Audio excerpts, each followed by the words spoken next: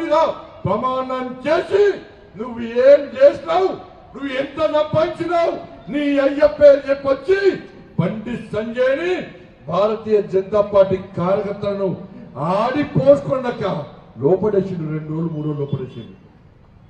ఇంత అరాచకమా? పోని మమ్మల్ని ఇబ్బంది పెట్టిండు. ఎవడా అభివృద్ధి చేసిండా అంటే ఏం చేయలే. 24 గంటలు బండి సంజయ్ తిట్టుడే. నేను వెనక మళ్ళీ వస్తాడు. రేపు మళ్ళీ చిత్తాడు. బిడ్డ నన్ను ఇట్లా టార్గెట్ వేసి తిట్టినవనుకో మళ్ళీ ఇదే చౌరస్తాకి నేను వస్తా. నీ బండారం మొత్తం బయట పడతా. నీ రాజకీయ బతికేందో, నీ రాజకీయ భవిష్యత్ ఏందో చలో ఈ సిరిసిల్ల గడ్డ వేగ తెలుసుకుందాం. నేను సిద్ధం, నువ్వు సిద్ధమా చెప్పు. నా సవాల్ స్వీకరించు. నువ్వు ఇక్కడ ఎమ్మెల్యే, నేను ఇక్కడ ఎంపీని. ఇలా నీకంటే ఎక్కువ ఓట్లు నాకేసారు ప్రజలు. భారతీయ జనతా పార్టీ విశ్వాసం ఉంది, నరేంద్ర మోడీ గారిలో విశ్వాసం ఉంది కాబట్టి నన్ను 2,20,000 మెజార్టీతో గెలిపించారు. అక్క మొన్నగా వర్షం వచ్చి అరే ప్రజలు కష్టాల్లో ఉన్నారు, వస్త్ర కార్మికులు కష్టాల్లో ఉన్నారు, పేదలు ఇబ్బందుల్లో ఉన్నారు. ఎప్పుడన్నా వచ్చి మీ పేదల ఇబ్బందికి చూసింది అక్క ఎప్పుడన్నా? మొన్న గాల వర్షాలు వస్తే 2 రోజుల అక్క పాపం 2 రోజులు పేదలు నీళ్ళలో మునిగిపోతే ఈ కేసీఆర్ కొరకు పోటీగాడే కదా. మా అయ్య ముఖ్యమంత్రి అని చెప్తావు కదా. వాళ్ళని కాపాడే సోయి లేని మూర్ఖుడు. నేను వట్కచ్చక హెలికాప్టర్ వట్కొచ్చి వరదల్లో ఉన్నదని తీసుకుపోయి కాపాడింది నేనక. గిన్ని చేస్తే బండి సంజయ్ ఏం చేసిడు? నీ కన్ను దొబ్బిపోతే నేనేం చేయాలి? పోయింది చూస్తే ఏం చేయాలి? నాకు బూతులు రావు. నాకు కేసీఆర్ కొడుకులక బూతులు రావు. నాకు మాటలు వస్తాయి, మంచిగా మాట తప్ప నీ దగ్గర అహంకారం లేదు. ఇప్పటికీ గదే అహంకారం. వాళ్ళ కార్యకర్తలు లొల్లి పెట్టినమన్నా అరే బండి సంజయ్ వాళ్ళ కార్యకర్తల కోసం కష్టపడుతున్నాడు, వాళ్ళ కార్యకర్తలకు గెలిపేయడానికి కష్టపడుతున్నాడు. ఆయన గెలిపించిన కార్యకర్తలకు అన్ని రకాలు అరుచుకుంటున్నాడు.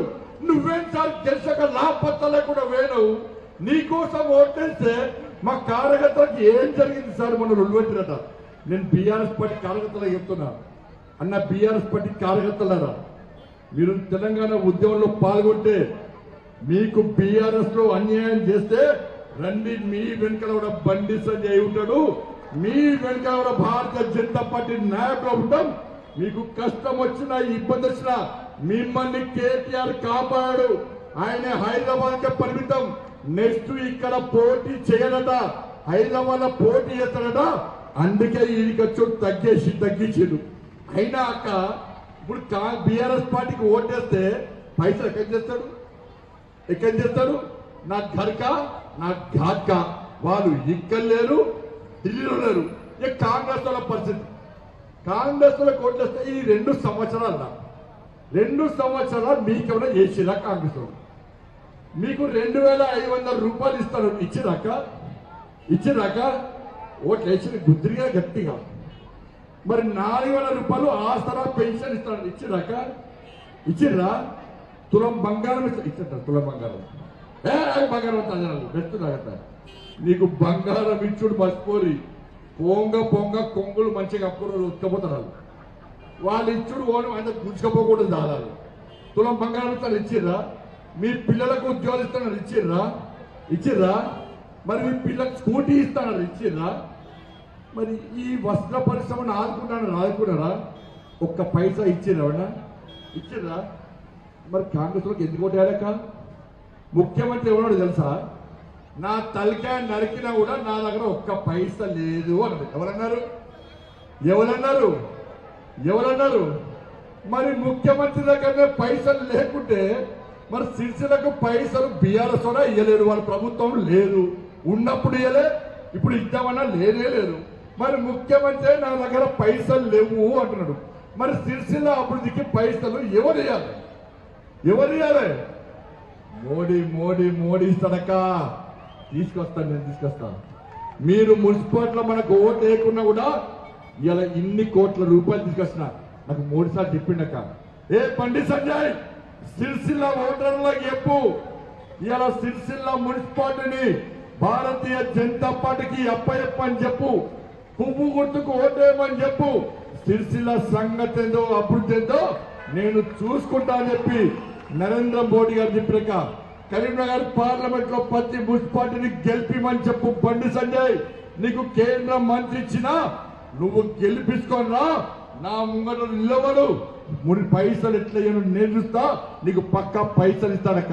ఇలా మోడీ దగ్గరకు పోయి నేను లొల్లి పెట్టానా లేదా, అడిగానా లేదా, మీకు ఇల్లు రావాలా లేదా, మీకు సిరిసిల్ల అభివృద్ధి చెందానా లేదా, చేయలేదా, రోడ్లు కావాలా లేదా, మోరీలు కట్టానా లేదా, పార్కులు అభివృద్ధి చేయలేదా. కరీంనగర్ చూడరక్క, కరీంనగర్ ఎట్లా తయారు చేసిన, కరీంనగర్ మొత్తం అందంగా తీర్చిదిద్దురా.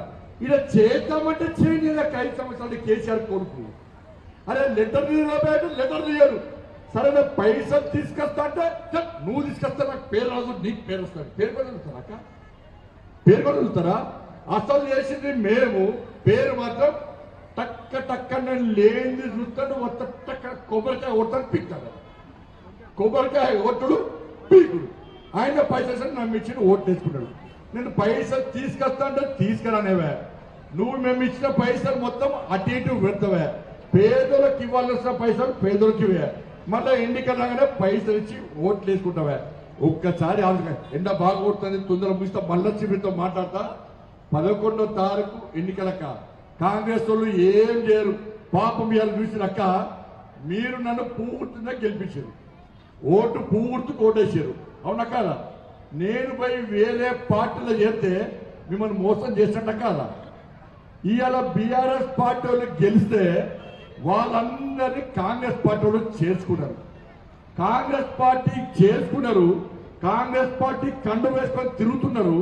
కానీ తెలంగాణలో మా స్పీకర్ సార్ చాలా మంచోడు, చాలా నిజాయితీపరుడు, ఆ పదవి చాలా గొప్పది. కానీ కాంగ్రెస్ పార్టీలో చేరినలను కాంగ్రెస్ పార్టీలో చేరలే వాళ్ళు బీఆర్ఎస్ పార్టీ అని స్పీకర్ గారు చెప్తున్నారు. వాళ్ళు కండువలు వేసుకునేది కాంగ్రెస్ పార్టీ, వాళ్ళు సంసారం చేసేది గాంధీ భవన్ లో, జిల్లాలలో సంసారం చేసేది డిసిసి భవన్ లో. ఇవాళ కాంగ్రెస్ పార్టీ బీఫామ్లు ఇచ్చేది కూడా ఈ ఫిరాయించిన ఎమ్మెల్యేలే. కాంగ్రెస్ పార్టీ నాయకులను చెప్పుకునే కూడా ఈ ఫిరాయించిన ఎమ్మెల్యేలే. కానీ ఇలా స్పీకర్ సార్ ఏమంటారంటే వాళ్ళు కాంగ్రెస్ పార్టీ కాదు, వాళ్ళంతా బీఆర్ఎస్ పార్టీ అంటున్నారు. నేను స్పీకర్ గారు చెప్తున్నా, సార్ నువ్వు నిజాయితీ పరువుని, అది గౌరవప్రదమైనటువంటి చేరది. ఇలా స్పీకర్ సార్కి గౌరవం ఉంటే, నువ్వు నిజాయితీగా వ్యవహరిస్తున్నాను నువ్వు అనుకుంటే, నువ్వు నిజాయితీగా వ్యవహరిస్తున్నాను అనుకుంటే, ఎవరైతే ఫిరాయించిందో ఆ ఎమ్మెల్యేల నియోజకవర్గాలకు పోయి ప్రజలను అడుగుతారు, నువ్వు వీళ్ళు ఏ పార్టీ, వీళ్ళు BRS party Congress party, Congress పార్టీకి పనిచేస్తున్నా బీఆర్ఎస్ పార్టీకి పనిచేస్తున్నా, నువ్వు ప్రజాభిప్రాయ సేకరణ చేసే దమ్ము ఇలా గౌరవ స్పీకర్ గారికి ఉందా అని చెప్పి ప్రశ్నిస్తున్నా. ఇలా ప్రజలు నవ్వుకుంటారు, స్పీకర్ తీర్పు చూసి ప్రజలు నవ్వుకుంటున్నాడు. బీఫామ్ కాంగ్రెస్ పార్టీ బీఫామ్ మీద పోటీ చేస్తారు, కాంగ్రెస్ పార్టీలో చేరుతారు, కాంగ్రెస్ పార్టీకి అనుగుణంగా వివరిస్తారు. కానీ స్పీకర్ గారు మాత్రం ఇవాళ వాళ్ళు బీఆర్ఎస్ పార్టీ కాంగ్రెస్ పార్టీ కాదని క్లీన్ చిట్ ఇస్తే ఇవాళ తెలంగాణ ప్రజలందరూ నవ్వుకొని చెప్తున్నారు తప్ప ఇలా స్పీకర్ యొక్క నిర్ణయాన్ని సమర్థిస్తలేరు. ఇవాళ స్పీకర్ గారిని మళ్ళీ కొడుతున్నా, ఇవాళ ప్రజల్లో తిరగండి, ప్రజల్లో విచారణ చేయండి. నేను ఫిరాయించిన ఎమ్మెల్యే నియోజకవర్గాల ప్రజలకు విజ్ఞప్తి చేస్తున్నా, ఆ ఫిరాయించిన ఎమ్మెల్యేలను గల్లవట్టు అడగండి. మీరు ఏ పార్టీకి మేము ఓటేస్తే మీరు ఏ